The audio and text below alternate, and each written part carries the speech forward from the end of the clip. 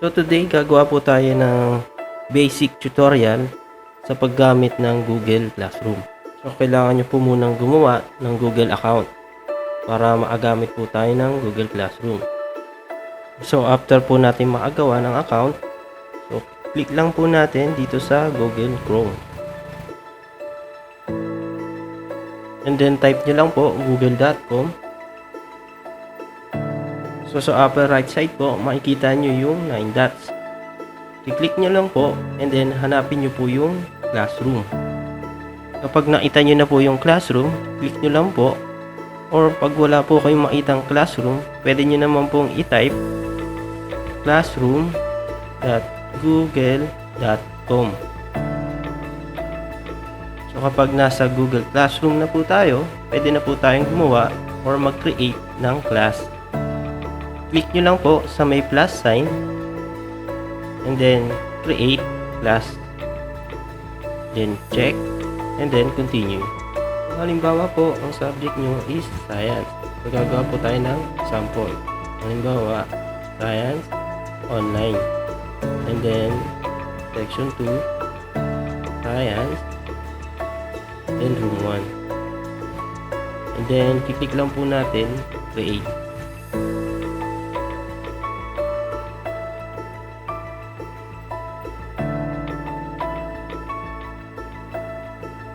So meron na po tayong class.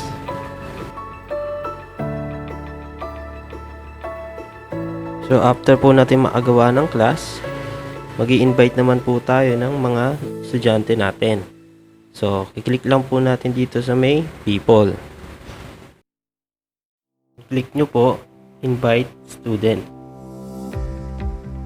So kailangan po lahat ng mga students natin may Google account. So, itatype po natin dito isa-isa.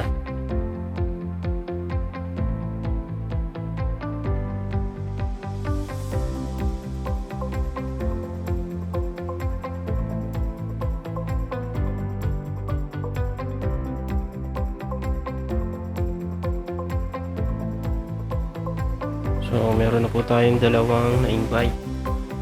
So, click lang po natin yung invite.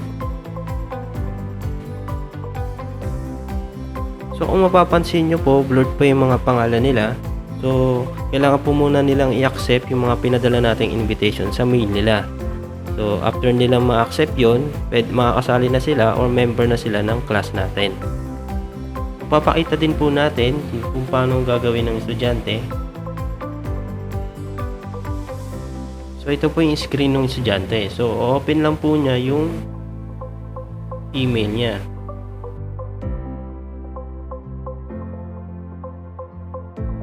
So, i-click lang po niya yung join.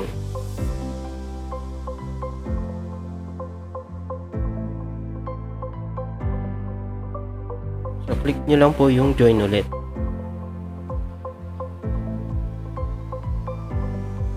So, kasali na po siya sa class natin, sa Science Online.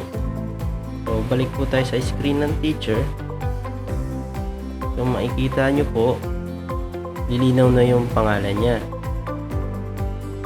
Ibig sabihin po nun, na-accept na nung estudyante yung invitation natin.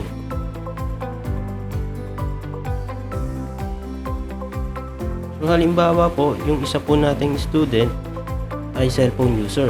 So papakita ko po kung paano niya i-accept yung invitation natin gamit ang kanyang cellphone. So open lang po niya yung mail niya. So makikita niya na po ito sa inbox niya. So ito po yung screen ng sa cellphone. So click po natin yung mail.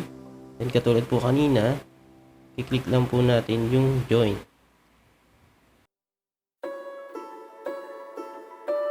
So kapag po pala cellphone ang gamit ng student natin, kailangan niya muna i-download ang mga application like Google Classroom, Google Meet, Jamboard, Google Docs. So ito po yung mga basic na kailangan sa Google Classroom para madali niya pong magamit yung kanyang cellphone. Once na na-install niya na yung mga application na kailangan, click niya lang sa Classroom. Then dun sa account niya,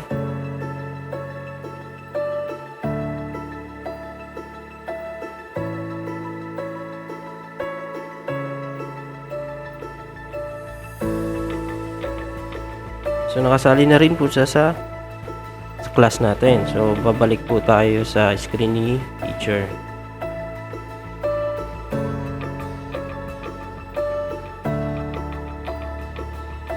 Okay, so nandito na po tayo sa view ni teacher. So makikita niya na malinaw na yung dalawang pangalan.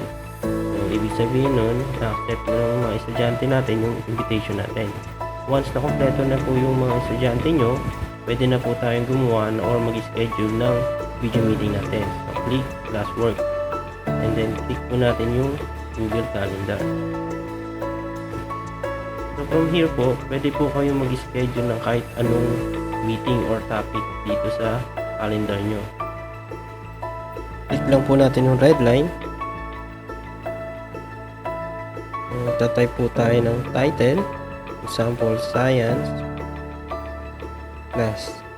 So example po nating oras is 7 PM to 8 PM May 21. Importante rin po na i-click natin tong Google Meet kasi ito po yung gagamitin natin. Then click nyo po dito para ma-mark siya as science online or science class.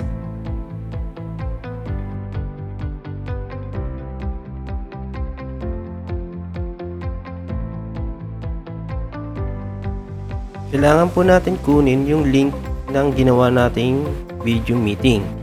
So click nyo lang po dito. Click nyo lang po dito para makopy po yung link. And then kusa na po siyang makakopy. So gagamitin po natin or paste po natin yung link mamaya sa post natin. So balik po tayo sa classwork. Then click po natin sa stream. So ito pong stream para po siyang social media din. So para siyang wall. So pwede po kayo ditong mag-post ng kahit anong topic. Then gawa po tayo ng sample topic para ma-remind po yung mga estudyante natin sa schedule ng ating class. So paste po natin yung link na kinapi po natin kanina dito.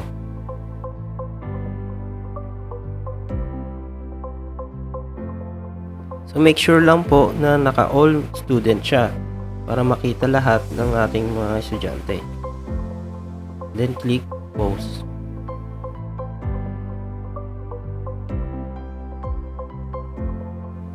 So punta po tayo sa screen ng student para makita natin kung paano nila nakikita yung post nyo.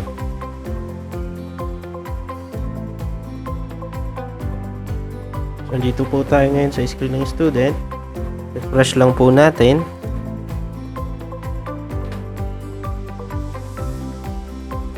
So makikita po nila sa wall nila yung pinost nyo. So pwede nilang i-click dyan yung link kapag start na ng class nyo.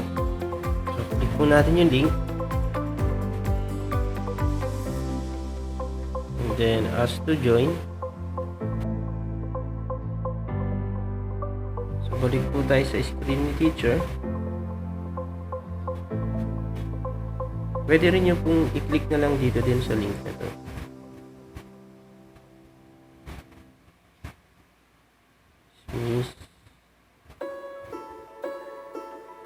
And so, click join. Yan, so, i-click nyo lang po yung admit pag meron po nagre-request para po sila makasali. So, yan. So, dalawa na po kayo sa video meeting nyo. So, yung isa naman po, yung gamit ng cellphone,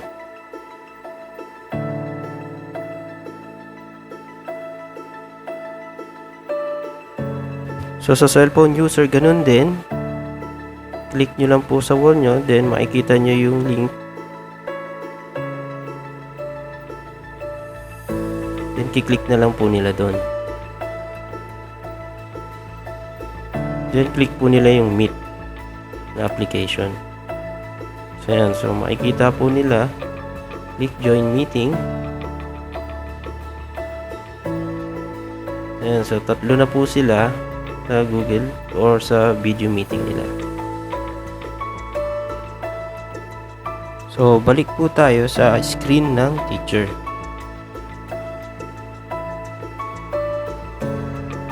So makikita na po niya yung mga estudyante niya.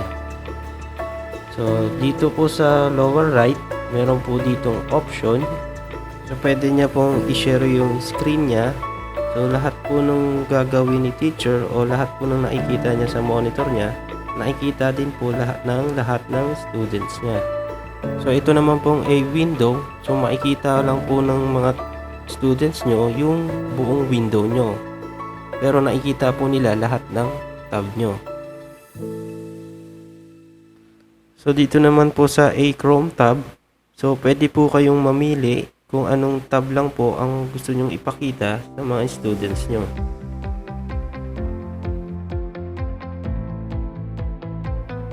So, try po muna natin yung buong screen nyo. So, click nyo lang po dito and then click share.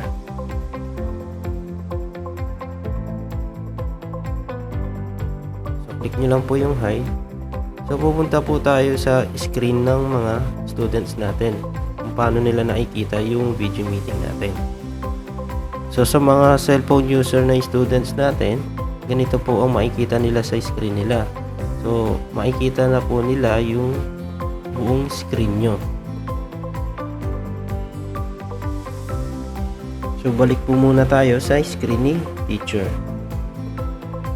So, pag gusto na po niyang itigil, click niya lang po yung stop.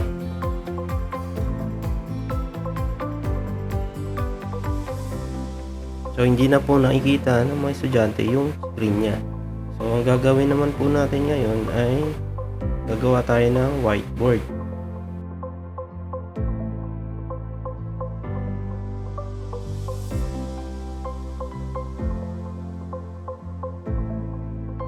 So, type nyo lang po jamboard.google.com.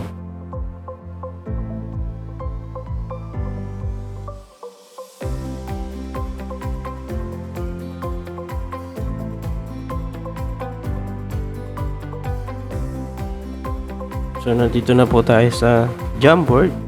So, gagawa po tayo ng whiteboard. So, click po natin yung plus sign.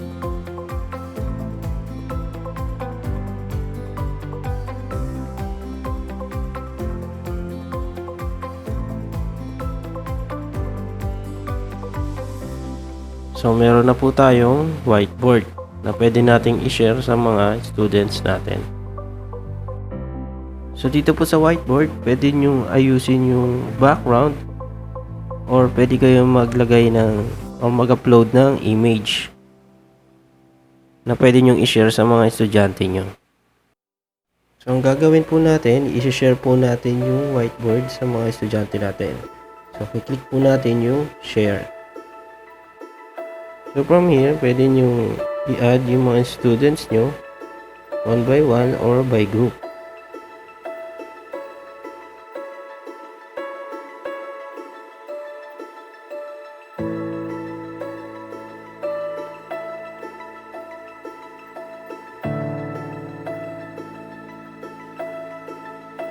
Sa option po na to, pwede po tayong mamili kung viewer or editor. So, ang pipiliin po muna natin, viewer muna sila.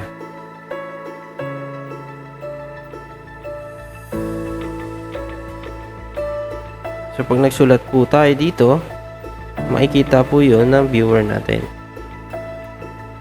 So, punta tayo sa student view natin. So, titignan natin kung nakikita ba nila yung sinulat natin.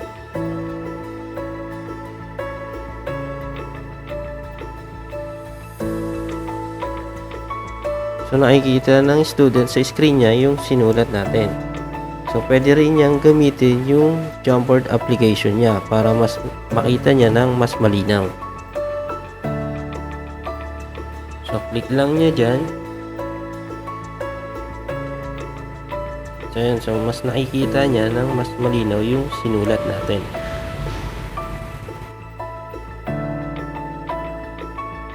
So, balik po tayo sa screen ulit ni teacher.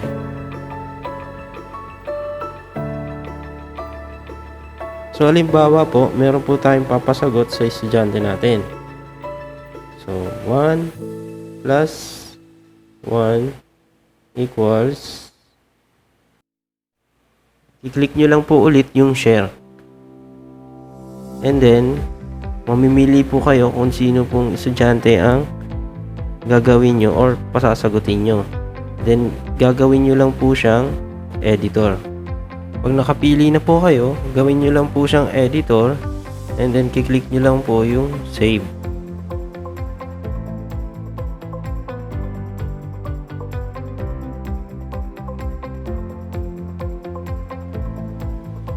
So, sa iba pong mga students, hindi po nila pwedeng sagutan yan kasi naka-view only lang po sila.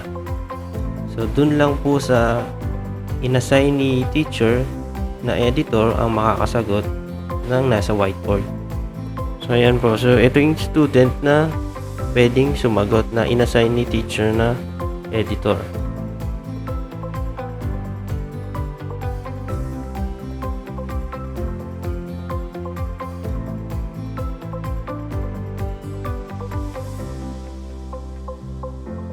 So, balik po tayo ulit sa screen ni teacher. So, makikita na po ni teacher yung sagot sa whiteboard.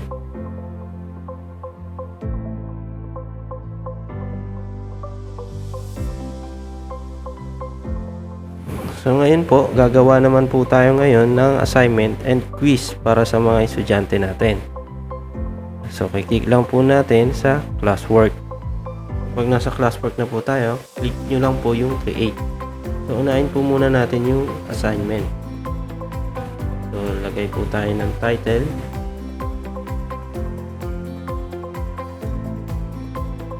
So, kailangan po natin maglagay ng instruction kung paano gagawin ng students ang kanyang assignment.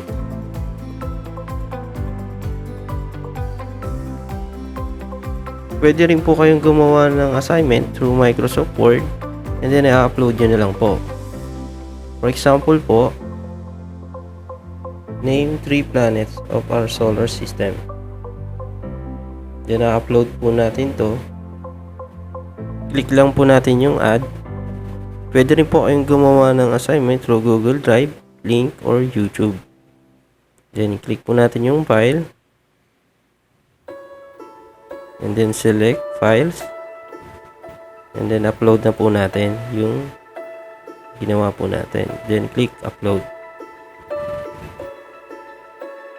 So, dito po sa option na drop down, choose lang po natin yung make a copy for each student.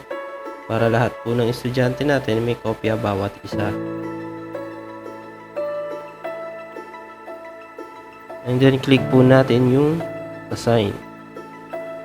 So, pwede rin po kayo maglagay ng due date para sa assignment nyo.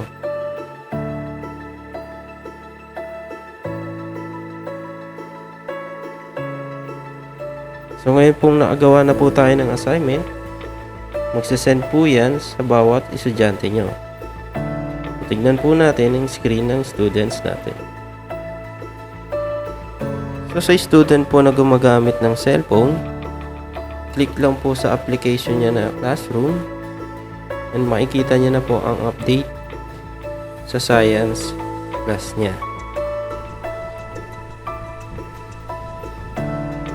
Makikita rin po niya yung post ng teacher na assignment. So, click niyo lang po sa assignment. Then, pwede niyo na po yung sagutan.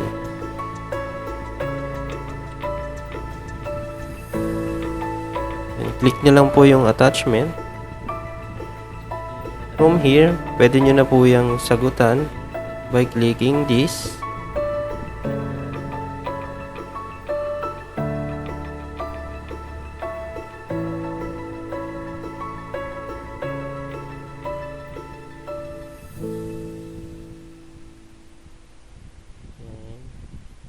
Pwede na po siya mag-edit. So,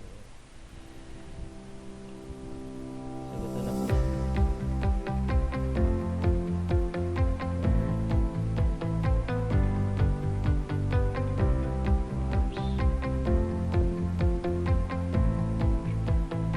So, after nyo pong sagutan, click nyo lang po yung check sa taas. And then, automatic na po siyang magsasave. And then, pwede nyo na po siyang i-close. So, back nyo lang po. And then, click nyo po yung turn in para masubmit po yung assignment ng students.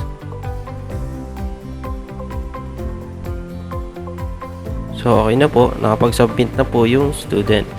So, punta naman po tayo sa isang student natin. So, ito naman po yung gumagamit ng desktop.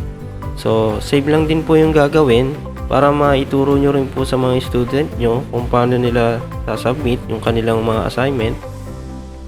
Click nyo lang po sa assignment. And then sa right side, click nyo po yung naka-attach. Pwede nyo na rin pong sagutin yan by clicking po yung tatlong dot sa right side. Then click nyo po yung open yung window.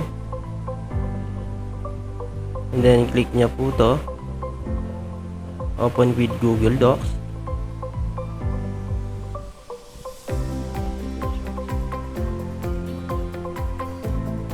So yan, so pwede nyo na pong sagutan yung assignment nya.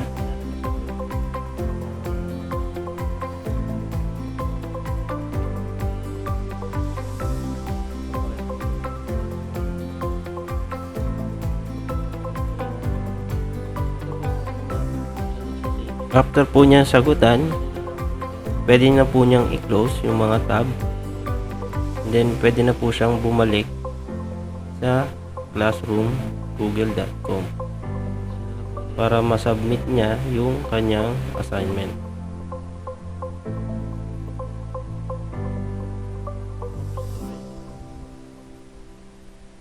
So ayan, so click lang po niya yung turn in.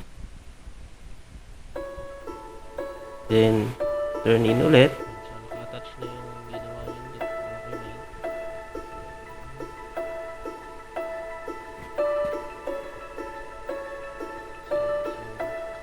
So, natin yan. Titignan po natin. Click na po tayo sa screen ni teacher. So, makikita po niya sa assignment. Refresh lang po natin. So, makikita po niya sa classwork niya, sa assignment, meron pong dalawa nang naka-turn in. So, yun po yung estudyante niyang tapos nang gumawa ng assignment niya. Click nyo lang po dito sa may turn in para makita nyo po yung work ng mga student nyo. So, pwede nyo po siyang i-click.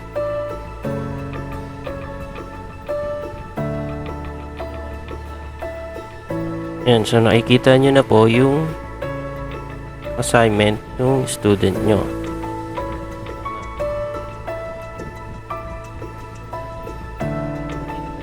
So, pwede nyo na po siyang i-grade.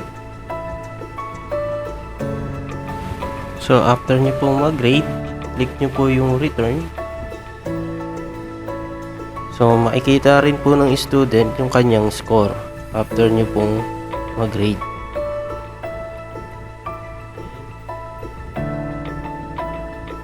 And then, pwede nyo na po siyang i-close.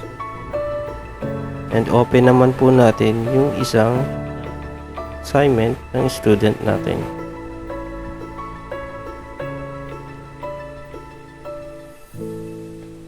So, dito po, same lang din ulit.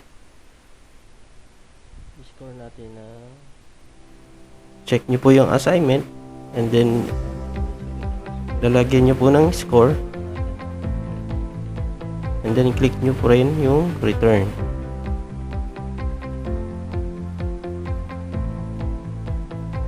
So, makikita na po natin yung score ng dalawang students natin. So, ang susunod naman po natin gagawin ay gagawa po tayo ng quiz para sa mga estudyante natin. So, balik po tayo sa Google Classwork natin. Click back. So, sa classwork, then click create, and then click quiz assignment. So, mag-type po tayo ng title. For example po, quiz 1, then instruction, answer. Then, click po natin tong blank quiz. So, dito naman po tayo gagawa ng test natin. So quiz or science quiz. And then so dito po nyo ilalagay yung question nyo. So pwede nyo po dyan ilagay yung mga question po sa books. So ngayon po gagawa po tayo ng sample question.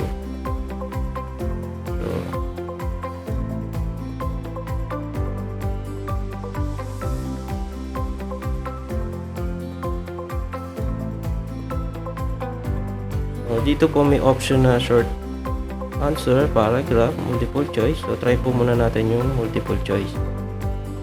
And then lagay po natin yung mga pagpipiliang sagot.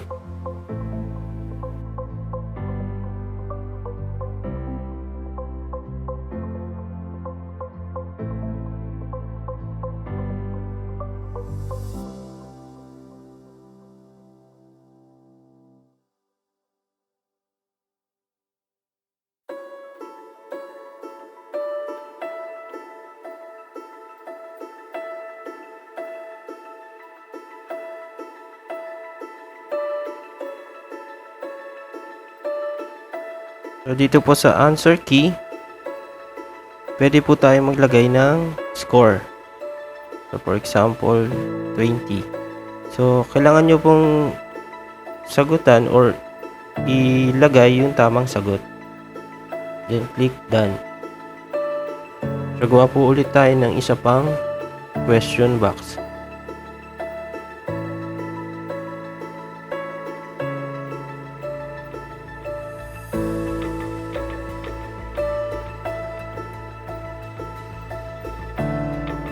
So dito po, try po natin yung short answer. So maglalagay po tayo ng sample question ulit.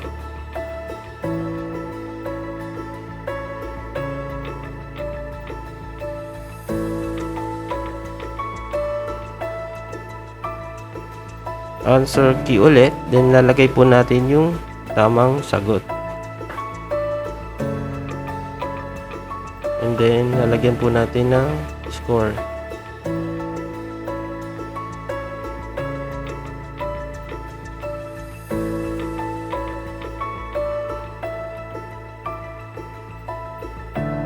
So pwede nyo pong makita yung preview ng test nyo.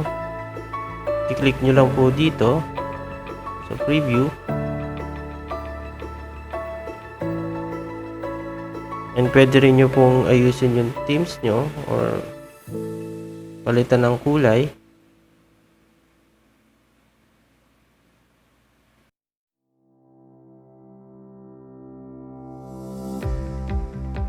Punta naman po tayo sa settings para ayusin po yung rules ng test natin. So click po natin yung collect email address para ma-score po yung mga students individually.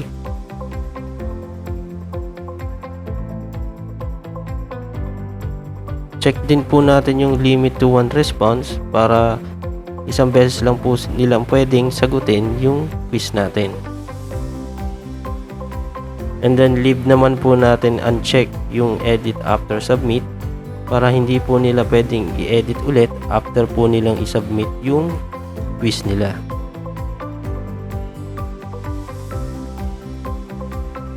Then sa settings ulit, meron dong option na shuffle yung question order. So pwede natin yun i-check. And then sa quizzes, meron dong option na makikita agad ng students yung grade niya. So click na lang natin yung later after manual review.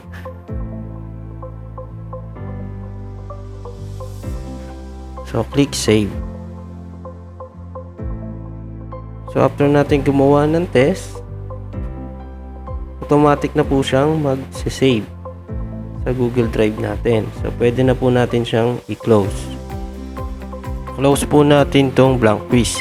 So mag-a-add po tayo ng bago. So Google Drive, hanapin nyo po yung ginawa nating quiz form kanina. So ito. So double check lang po natin kung ito nga po yung ginawa nating quiz form kanina.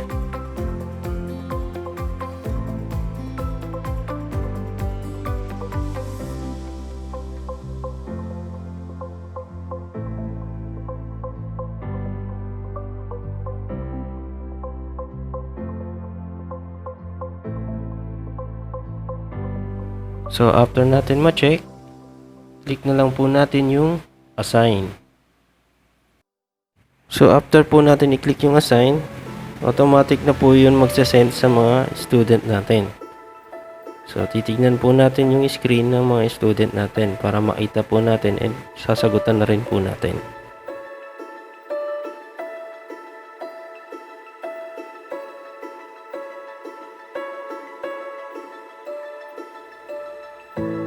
So, click nyo lang po yung quiz. And then, yung attachment.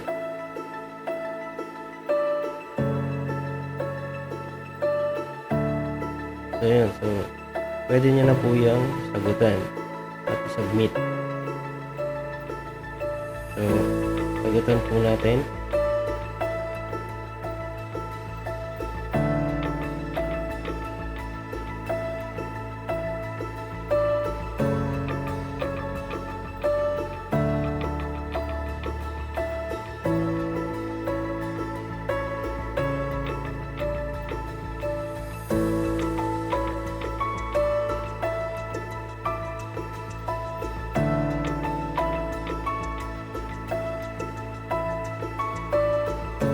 After po masagutan ng student, i-click niya lang po yung submit and then automatic na po yung mapupunta sa teacher.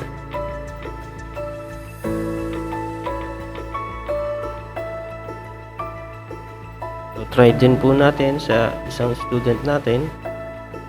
Same din.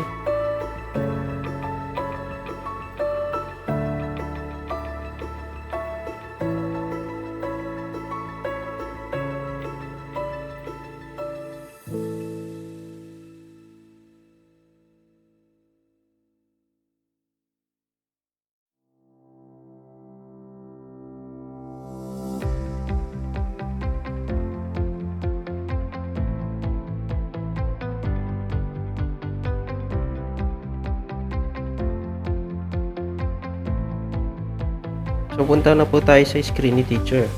So, para po makita natin yung mga grades or score ng mga students natin sa quiz 1 nila, so, kailangan po natin hanapin yung ginawa nating quiz form kanina.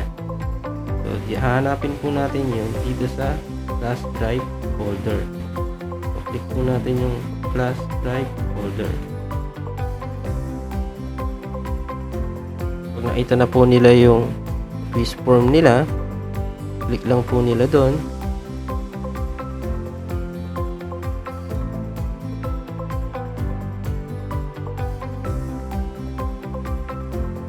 And then, i-click po nila yung response. Then, scroll down.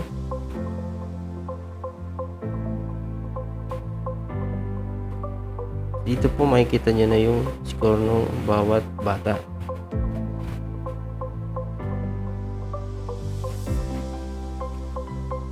So, yun po. So, maraming salamat po. So, sana po nakatulong ako kahit papano sa mga school, sa mga teacher.